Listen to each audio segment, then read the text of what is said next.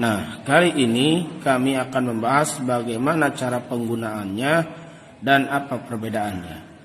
Sehingga nanti apabila kita mengirim Fatihah kepada seseorang, tidak salah sebut dan tidak sia-sia dan sampai kepada orang yang kita cinta. Nah, berikut ini cara mengirimkan surat Al-Fatihah yang tepat.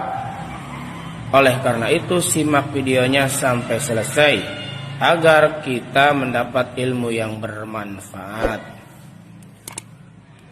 Seringkali kita mendengar ketika orang tawasul mengucapkan kata ila ruhi, ila arwahi, dan ila hadrati. Bahkan ada juga yang mengatakan ila ruhi fi jasadi. Akan tetapi tak sedikit pula yang tidak mengerti apa perbedaan dari ketiga kata tersebut. Baik ila ruhi, kalimat ila ruhi mempunyai arti sebutan kepada sebuah ruh seseorang, atau bisa juga dikhususkan. Kenapa? Karena kalimat ini bermakna tunggal atau ditujukan kepada satu orang. Oleh karena itu, pada kalimat ini penggunaannya biasa ditambahi kata khususon. Misalnya khususon ila ruhi abi wa ila ruhi umi ilahumul fatihah. Seperti itu. Kemudian ila arwahi. Kata ila arwahi adalah bentuk jamak dari kata ruh.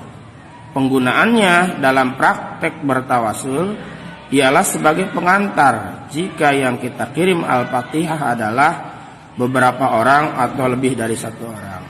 Misalnya, summa ila arwahi jami'il ahli kubur minal muslimina wal muslimat wal mu'minina wal mu'minat al-Fatihah.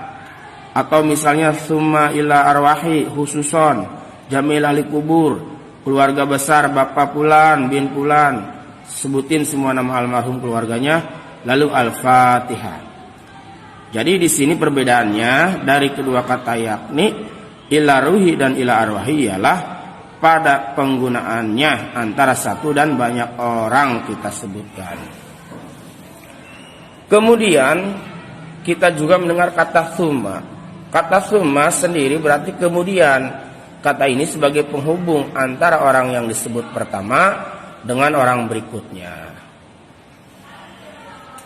Lalu yang ketiga ila hadarati. Ila hadarati ialah sebutan yang digunakan untuk merujuk kepada seseorang yang dinilai tinggi derajatnya di hadapan Allah Subhanahu wa taala atau orang yang dicintainya. Penggunaannya sebagai bentuk penghormatan atau memuliakan kepada orang yang disebutkan. Yang di sini diketahui orang tersebut sudah tidak terbantahkan iman dan keilmuannya. Misalnya para nabi, keluarga dan sahabatnya, tabi'in, aulia serta para ulama. Contoh, ila hadarati khususun iwanihil minal anbiya'i wal mursalin wasuhada'i wassalihin wassahabati wat tabi'in dan seterusnya, lahumul fatihah. Pokoknya yang intinya kalimat ila hadarati ini digunakan untuk orang yang kita muliakan. Kemudian juga ada ila ruhi fi jasadi atau ila jasadi. Nah, ini keperuntukannya bagi orang yang masih hidup. Kenapa orang yang masih hidup bisa dikirimi Fatihah? Yang sudah meninggal saja bisa, apalagi yang masih hidup. Hal ini lebih ke mendoakan sebagai wasilah amal kita, agar doa kita bisa lebih diijabah. Seolah kita berkata, ya Allah, dengan bacaan Al-Fatihah ini saya mohon engkau sembuhkan si fulan dari sakitnya, lancarkan si fulan urusannya, atau bisa juga berkahkanlah si fulan, atau dan lain sebagainya. Demikianlah cara mengirim Al-Fatihah yang tepat agar tidak keliru dalam penggunaannya. Semoga bermanfaat.